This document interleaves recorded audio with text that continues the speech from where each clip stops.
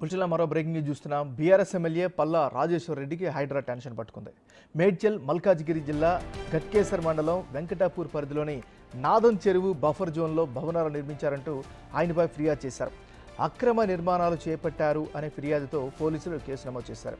813 survey నెంబర్లో 61 ఎకరాల్లో చెరువు విస్తరించింది. చెరువు వెంబడి 17 ఎకరాల్లో బఫర్ జోన్ ఉందని నీటిపారుదల శాఖ వర్గాలు తెలిపాయి. ఇందులో దాదాపు 2.5 నుంచి 3.5 ఎకరాల వరకు ఆక్రమణకు గురైనట్లు చెబుతున్నారు.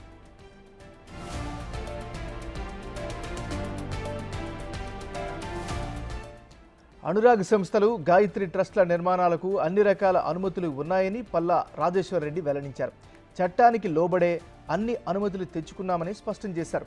తనపై కేసు నమోదు చేయడాన్ని సవాల్ చేస్తూ హైకోర్టులో పిటిషన్ దాఖలు చేశారు.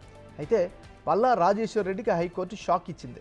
ఆయన దాఖలు చేసిన హౌస్ మోషన్ పిటిషన్పై నిబంధనల ప్రకారం ముందుకు వెళ్లాలని హైకోర్టు ఆదేశించింది.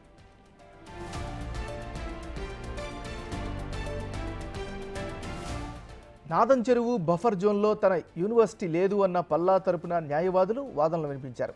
యూనివర్సిటీ నిర్మించేటప్పుడు అన్ని అనుమతులు తీసుకున్నామని తెలిపారు. అనురాగ్ యూనివర్సిటీకి సంబంధించిన అన్ని డాక్యుమెంట్లు పరిశీలించాలని హైకోర్టు ఆదేశించింది. దీంతో హైడ్రా అధికారులు వీటిపై ఫోకస్ పెట్టారు. ఏం చర్యలు తీసుకోబోతున్నారని సర్వత్రా చర్చ అయితే నడుస్తోంది.